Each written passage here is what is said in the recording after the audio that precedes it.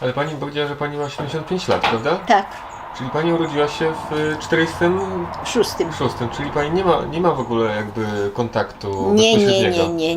nie. Ja tylko z wypowiedzi mamy. Tak, ale to nie jest bardzo dużo, bo przecież kurczę, jak pani mówi, że była tak związana. to Związana na pewno była dużo z opowiadała, Żydami od małego dziecka. Ona miała, nie wiem, czy 10 czy 12 lat, to już ona pilnowała u Żydów dzieci. Bo mama zawsze o jakiejś mówiła brocha, też Żydówka była, to ona sprzedawała śledzie. To mówiła, taki miała sklepik, a co Żydówka sprzedawała, mamo? A co mówi? Tak, nafta, śledzie, sól, takie podstawowe, zapałki. Oto wszystko. I już jest sklepik. Już Żydówka to. No co, szynok mama mówiła, szynok. No tak jakby to, szynok, jakby to gospoda, no co, że można było zjeść, wypić, to mama, poszli mężczyźni w szynok, do szynka. No tam można było ogolnąć, zjeść, to tak pamiętam jeszcze. Mężczyźni chodzili, szynok. To też Żydzi trzymali takie coś, taka niby restauracje. Piekarzami byli Żydzi też, te chałki piekli. Bardzo dobre. A co to, jak to się nazywała ta chałka? Ja zapomniałam, bo oni na szabat, to każdy Żyd miał tą chałkę. Świece gasili nasze ludzie. Bo przecież na szabat, to przecież świece trzeba z pieca dostać jedzenie. To nasi ludzie przecież chodzili. Żydówka nic Żyd nie robi, bo u nich jak święto, to jest święto. Nic się nie pracuje. Do synagogi pójdą, pomodlą się i mama mówi, spacerują przez ulicę. 3000 Żydów było na taką orle. To mówi, to gęsto było ludzi. Teraz człowieka nie spotka. Wyjdziesz na ulicę, nikogo nie ma, albo internet, albo telewizor i siedzą w tych chatach jak zakute, a kiedyś to wszystko na ulicy było i dzieci się bawią. Ja pamiętam, klas nazywali Ido, to przecież to po żydowsku. Ja sama to grałam w ten klas, Ido, to przecież to było żydowskie. Zabawa dla dzieci. Jak one wyglądały? Proszę? Zabawy w klasy, tak? W klas. To było takie Klas. jakby okno i podzielone na 3 części. I taką, mówią, no nie wiem czy to pudełeczko z piaskiem, to się przesuwało i tak jakoś taka gra była. Jak dziś pamiętam, no. Albo piker.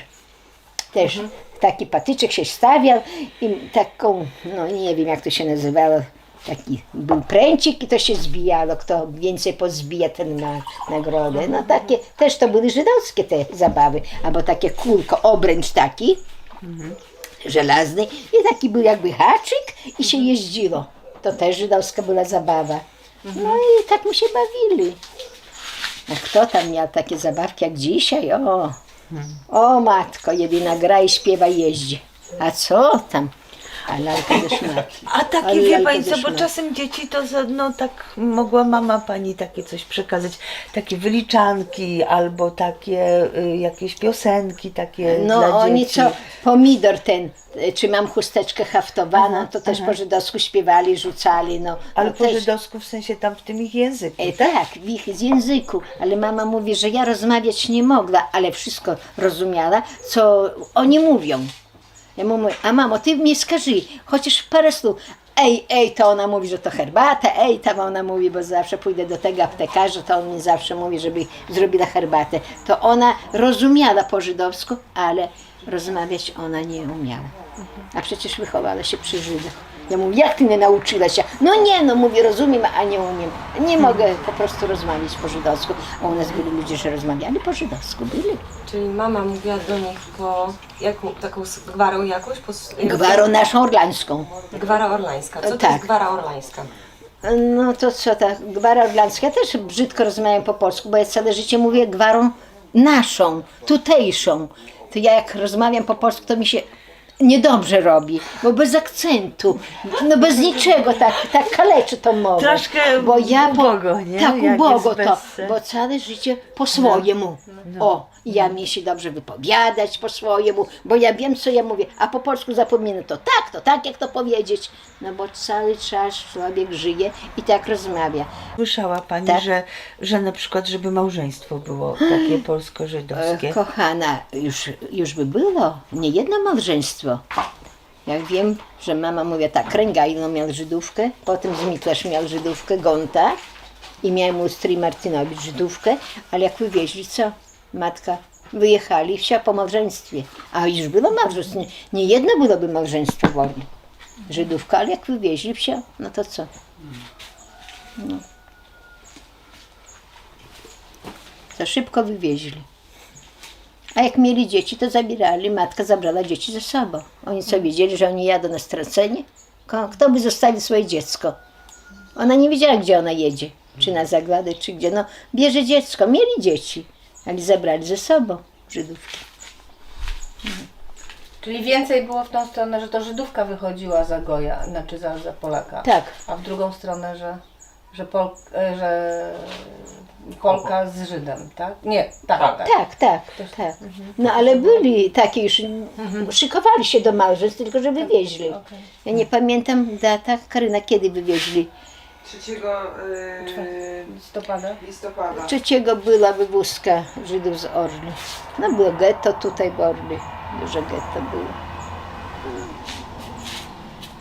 No szkoda, ponad 3000 w Orly było Żydów. Ponad 3000. Jak te wesela wyglądały na przykład, jeżeli... Żydowskie? No tak, żydowskie, tak. Żydowskie wesele to mama taką mówiła. To było jakoś na śmietniku, hupa, coś tam pod taką plachtą trzymali i mówi, częstowali nas pestkami, bułeczkami. Tam nie było alkoholu. O, taka hupa. I kobiety oddzielnie tańczyli, mężczyźni oddzielnie tańczyli. O takie było wesele. I pani mama była na weselu? Była pod weselem, patrzyła jak oni tam tańczyli, nie była na weselu. A Tylko. coś mówiła o tych tańcach, jak one wyglądały? No mężczyźni oddzielnie, a kobiety oddzielnie tańczyły. A. No ale jak była zabawa ludowa, no to przecież oni tak tańczyli jak... Nie robili swoich własnych imprez, takich tanecznych? Na pewno robili. Ale nie wie pani, czy... Ale ja nie wiem tego. No jak tyle było 3000, to jak to? Przecież też się bawili. No na pewno. No tak we własnym tym Na gronie, pewno, na prawda? pewno we własnym gronie, na pewno to było tak. No jak skrzypek na dachu, przecież jak tam ładna ta piosenka. Która? Skrzypek na dachu, No, ten film. ja wiem, ale która piosenka? Raka-taka-tam. O, ta, gdyby był bogaczem. O, to ta piosenka. No. Dziewczyny, znacie, pamiętacie te święta żydowskie? Przypomnijcie nazwę, popytacie może. Tak, zaraz a to popytamy. co? Nazwa ta jaka była, jak to u nich było? Szabat.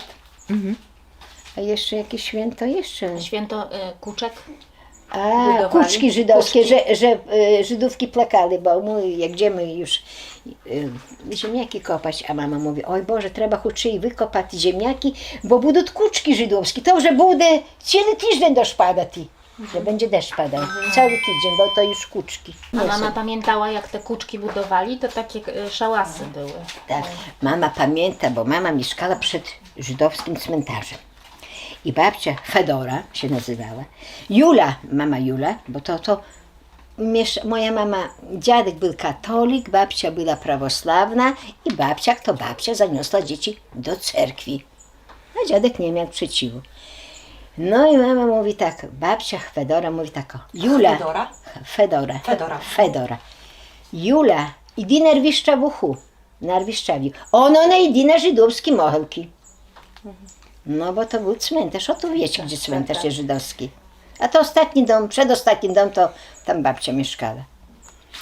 I mama mówi, a ja pamiętam jeszcze, jak Żydów chowali. Nosili na takich nosidełkach, całunem, to my nazywamy całunem, nie wiem jak się nazywa po żydowsku, te plutno. I siedząc, całun. I mówi, i siedzącego wkładali tam do tego dołu i tego, to mówi, i dla mnie, i takie były szalaszy jeszcze takie żydowskie, to mówi, jak zaczniesz szumieć ten las, czy te drzewa, to mi się wydaje, że Żydy powstawają. Ja mówię, mamo, jak zakopają, to tam Żyd wyjdę. Ale taki postrach był, bo widziała, jak noszą tych Żydów na cmentarz. To jest nowy cmentarz tu, bo jeszcze tu już zabudowany. To jest na Poświętnej, tu nie wiem jaki to numer tego domu, to był stary cmentarz, było 2 żydowskie cmentarze, bo ten to jeszcze nie taki stary.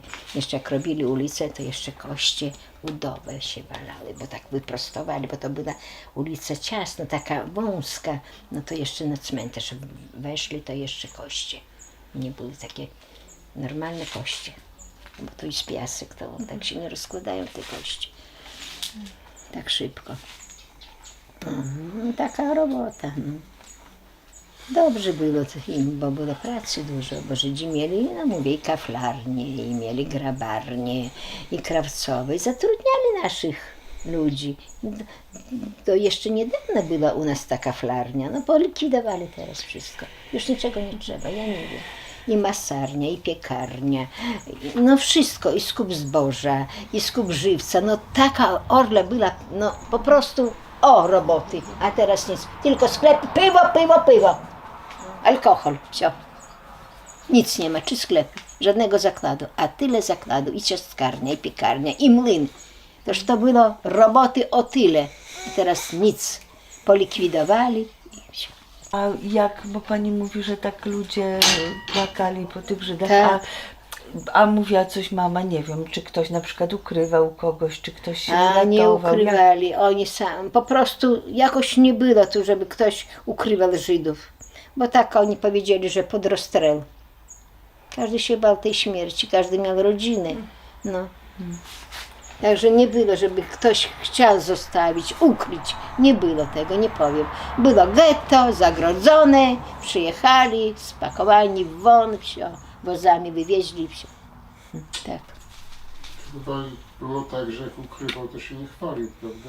tak. No wszystko. No, nawet ale nie, po tym latach bardziej. po latach są tam Można, różne tak, rozmowy, mowy. nie? Wiadomo, że wtedy się nie chwalił. No, to No chyba na pewno oczywiste. nie było tak, żeby ktoś ukrył z orli. Jakoś do mnie to nie dotarło. Ja No nic raczej nie... byłoby wiadomo.